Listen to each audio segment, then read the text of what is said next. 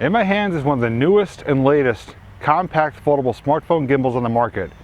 And I'm going to tell you all about it, so stay tuned.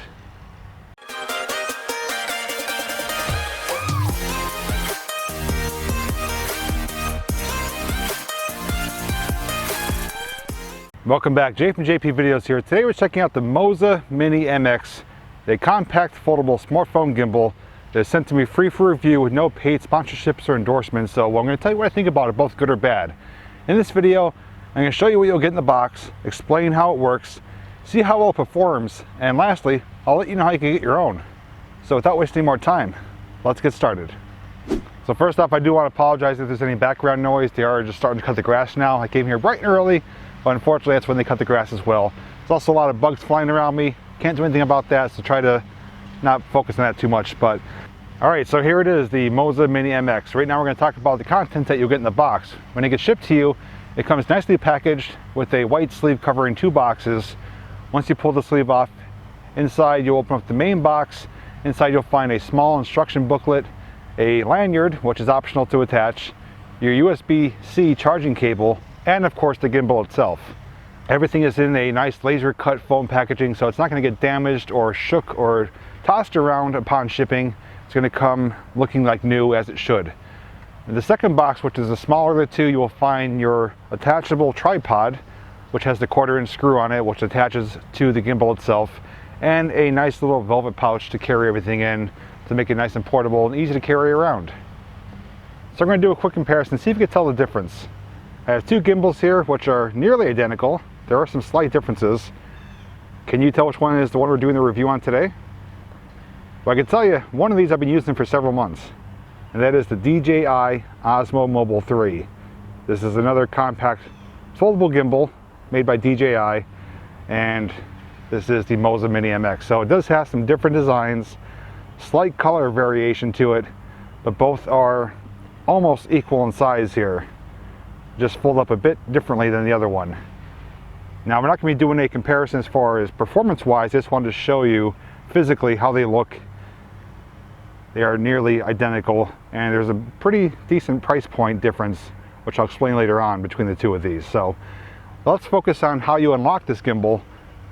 We'll check out the controls, and then we'll throw my phone in there and we'll see how well it keeps it stabilized. So I will admit, when I first got this in the mail and unboxed it, I had some trouble unlocking it. I had to go to the instructions to find out how, or even the website, because it wasn't clearly evident. It is a little bit tricky, but once you figure it out, it's a cinch. So right now it's in this position. This is the fully locked position. You want to start off by rotating the handle 180 degrees. You'll do 3 clicks. That'll put it in the normal orientation. Next I should say, you want to unlock the arm, which is already unlocked now. Then you have to unlock the upper arm by twisting it, and then lastly the clamp head. So now it is fully unlocked, ready to go. So if you want to lock it back in place when you're done with it, all you do is you twist the head here until it clicks. You'll twist the upper arm until that clicks. Now that both areas are locked, and then you're going to want to twist toward yourself, rotating 180 degrees. And right now it is locked and ready to go for traveling or putting it back in the pouch. So it's only unlock, that unlocks automatically, twist, twist, you're ready to go. Simple as that.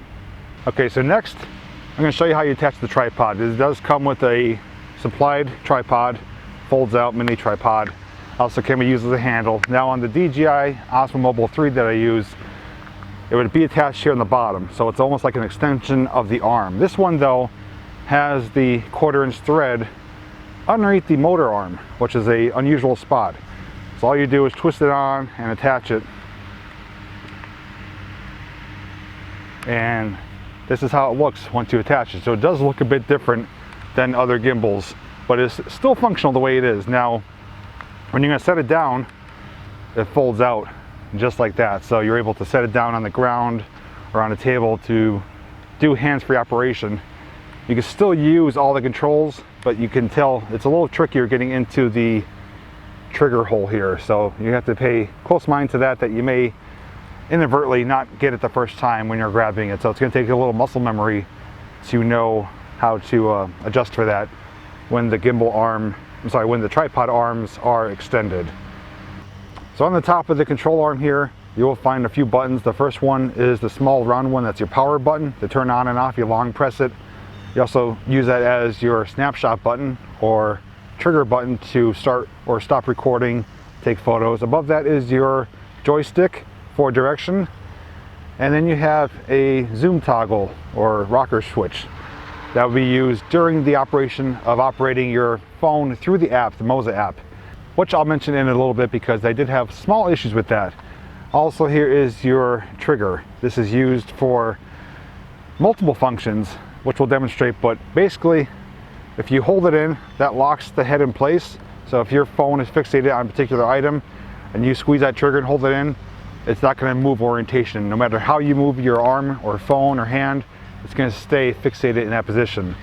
If you do a quick double press, which is squeeze and then hold in, that will put into sport mode, which gives high sensitivity and quick responses to the motors.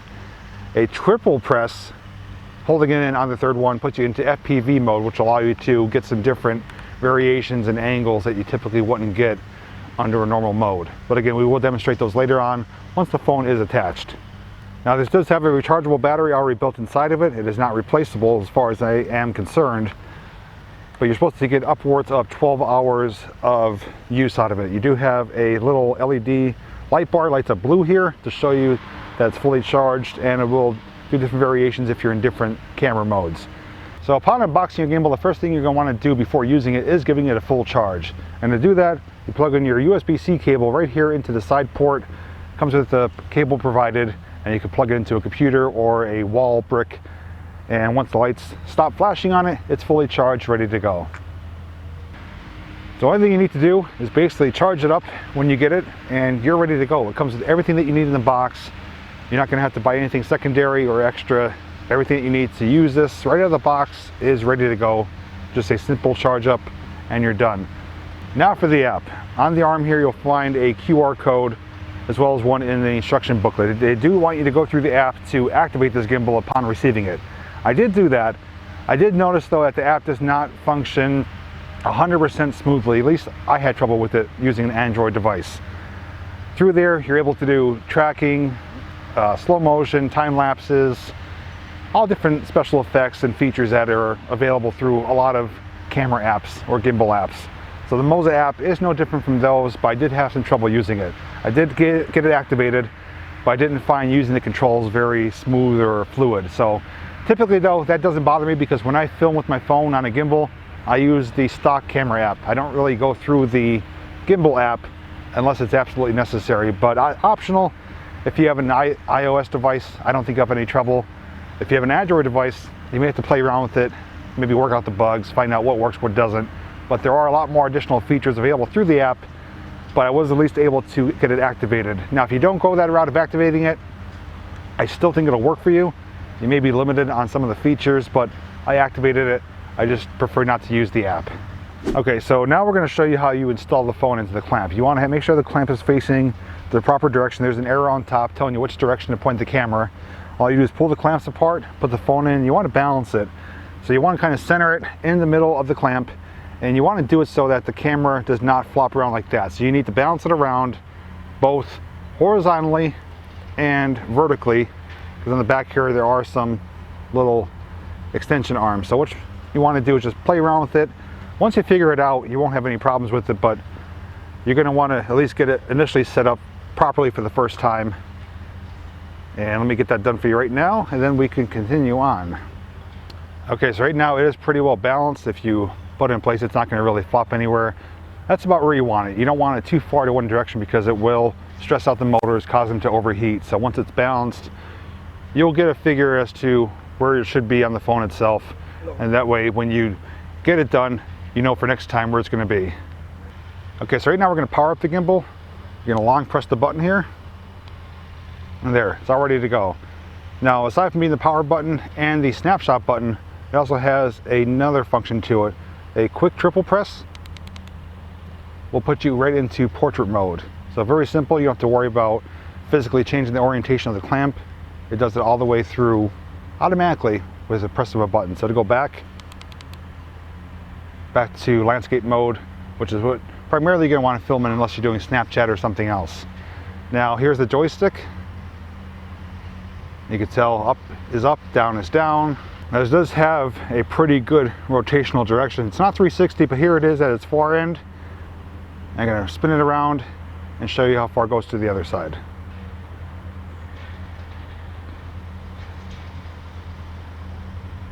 So there you go, you get a pretty good rotational direction to capture anything around you. Now the joystick here is actually proportional, which means it's going to respond based on how far or how hard you press it. So if you barely touch it, it's going to move very slightly, and then if you press it all the way, it will pick up speed. So as long as you have good finger or thumb control, you could either go slower or faster depending on what you're trying to capture. Slower for cinematic, fast for something quicker, sportier. Now for the two zoom buttons, these primarily work with the app. When they're not working with the app, they actually do still function. You can use them to switch between FPV mode, a free lock mode, which just disables the motors, and also back to standard mode. So when you press it, the LED will flash and it will show you which mode you're in. When you press it, so this one is free mode, so everything works with your hand control. So you can see it's FPV minus the joystick. So up, down, tilting, rotating. This is kind of for like run and gun type of stuff. You press the button again, and then you can rotate with your joystick on its axis. So you'll be able to get some different angles as you're going in and out, just to get some pretty cool shots if you're doing like a music or skateboarding type video, just something that's going to give you some different non-perfect line horizontal footage, you know, whatever the terminology you want to use for that. But so you can just go through the buttons up or down to get you to different functions, and then, you know, it'll bring you back. So there's also more functions available through the trigger, as I mentioned. So right now, if I hold this in this direction, holding the trigger, it keeps it locked. So I'm twisting it, I'm moving it around, the phone stays fixated in that position. That's a lock mode. All you do is hold the trigger to do that. Now for sport mode, right now this is how it looks and responds normally. Now for sport mode, you press the trigger twice, and on the second press you hold it in. And now you can see it is super quick and responsive. If you're doing an action shot or following racing, you'll be able to get those quick pans and tilts very easily. You let go of it, it goes back to normal mode. Now triple press, and the third press you hold it, is FPV mode.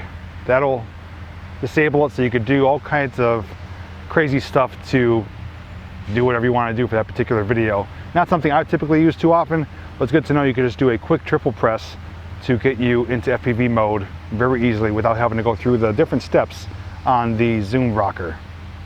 So to reset the gimbal back to its normal orientation, all you do is give the trigger a quick double press. No matter which way you're facing, up, down, left, or right, a quick double press will put you right back where you want to be.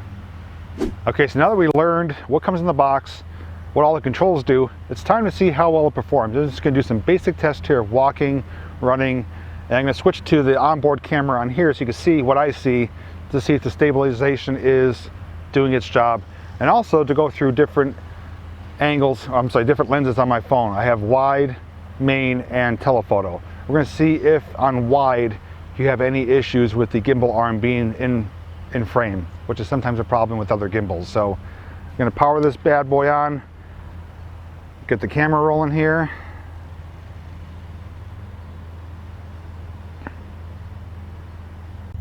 And we're rolling. So okay, so I am on the main camera right now. I'm going to walk just a regular normal pace here, and from what I can tell on the screen, looks like it's doing a pretty good job. I'm going to lift up the camera a little bit here. There we go.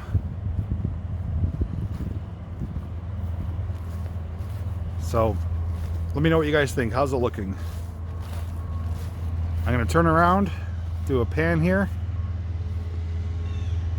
I'm going to do a couple of joystick movements. I'm going to do down and to the right. We'll see if it does it simultaneously here. Okay, so you could do multi directions at once. Here's up and to the left. And then we'll just do down And I'm going to double press the trigger to reset it. There you go, right back to the middle. Now I'm going to run towards the camera. We'll see how well it keeps it stabilized.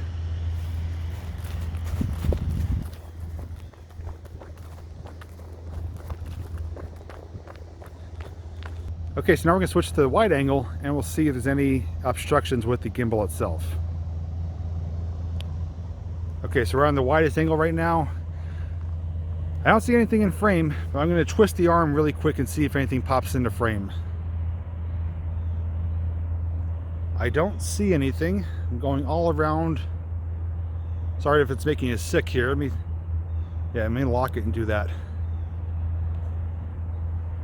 Yeah, I did see the arm pop in once, but that's really pushing it though.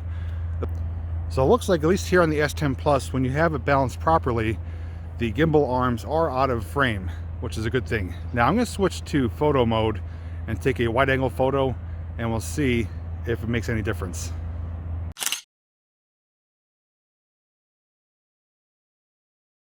Okay, so as you saw in that snapshot on wide angle photo, it does give you a little bit of a wider look. You do get a small section of the gimbal arm in the frame, so you could crop that out. Just be vigilant of it if you do wide angle photos. While in the gimbal arm, you will get that in view. On the main lens or telephoto, won't be any issue at all, but primarily you're using this for video.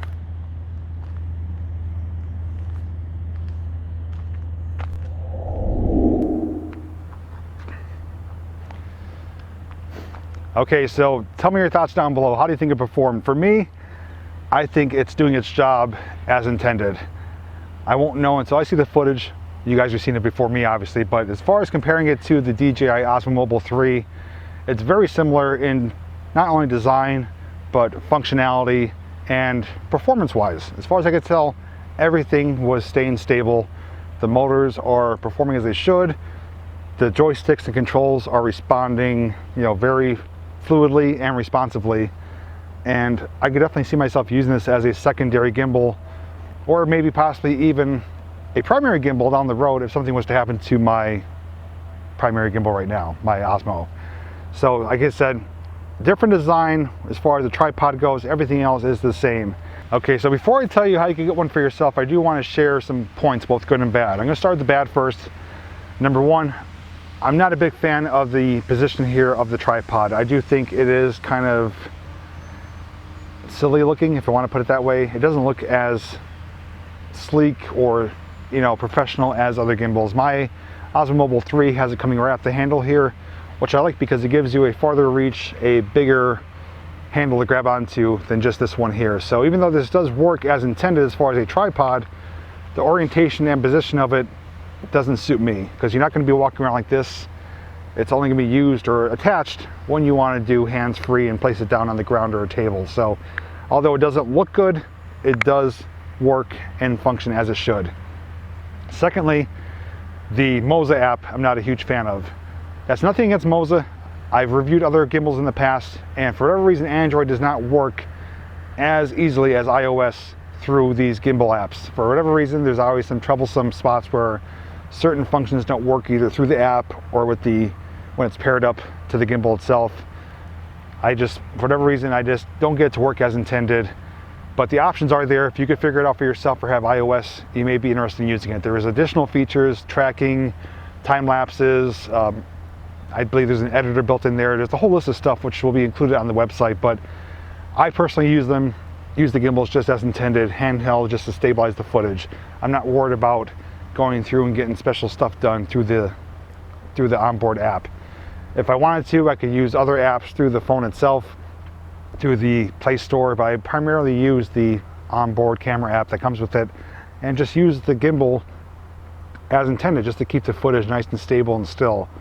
So for the positives, this is lightweight, easy to use. It fits any size smartphone basically. This is one of the larger ones, Galaxy S10 Plus, and again, once you learn the proper orientation for balancing it, you'll be ready to go in under 10 seconds. For my second time using it, it took me close to 30 seconds, but still, that's not a problem at all. 30 seconds, you're ready to go. In the future, it'll be 5 or 10 seconds, you're ready to go. So the more you use it, the more you'll get comfortable with it, the more you understand what has to be done as far as balancing. I do want to recommend though, do not use your case with your phone. I did take the case off. Although the case does fit, it is extra weight. It puts more stress on the gimbal motors. So you want to primarily use this with just the phone itself. The less weight there is, it's easier to balance, performs better, and has less reduction of overheating the motors. But I just gotta say though, it performs, from what I saw, flawlessly. For what you get for the price and for the simplistic design, it works really well. This is gonna be great for anyone who has shaky hands, someone who wants to step up their game as far as getting more stabilized footage. Regardless of what type of phone you film with, primarily people are gonna wanna see stable footage. If you're having really shaky all over the hands, like you're running and have shaky hands, it doesn't look professional, it doesn't look good, it makes you almost motion sick. It gives you motion sickness when you're watching the video, at least it does for me. Aside from that, if you pair up with good audio, you're gonna really stand up and above the rest of people who are filming right now as either amateurs or beginners or even intermediate filmmakers.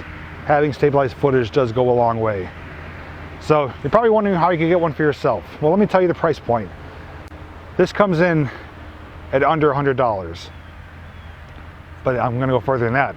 It comes in at under $95. Still going. Comes in at under $90. I kid you not. This right now is available for $89. This is a steal of a price for this gimbal. It comes with everything that we described and showed you, including the velvet pouch and the attachable tripod. Now, just as a comparison, I'm not sure the current price on the Osmo Mobile 3. When I bought that as a package, which comes with the velvet pouch and the gimbal and the tripod. I paid, I think, around $140. I did a review on the Vlog Pocket. That came in, I think, at $100, but it came with nothing. Didn't have as many options. This thing for $89, if you don't buy one now, I would say you're foolish. If you're in the market for a gimbal, or your gimbal doesn't work as intended, or you're not happy with it, or it's on the fritz, and you're looking for a new one, DJI is a very reputable company, but Moza is coming up and starting to shine on their own. The Mini MX, I feel, is a fantastic value. Even with the negativity that I said about the tripod and the app, without the tripod here, it looks like a professional gimbal, works as a professional gimbal, and I would have no issues using this in the future for my content. So down below in the description, I will have a couple links to the Moza site and an additional site if you want to get one for yourself. Also on the websites, we will have more details as far as what this is capable of doing through the app, other special effects and features. I just covered mainly how the gimbal operates and performs, but again, there is more to it that if you want to dive into, you can get all the information on the website. So down below, you will find the links to that. $89. I'm not bragging. If I didn't have a gimbal, I'd be buying it today if I didn't have one. It's one of the best prices, one of the best performing gimbals on the market, one of the newest ones too. It's just been released, and it's really going to stand apart and give the other competitors a run for their money. Anyways, guys, if you happen to enjoy today's product review, please give the video a thumbs up. If you're new to my channel, consider subscribing. Check out my playlist where I do have a variety of content. And if you'd like to see more product reviews, check out the product review playlist down below as well.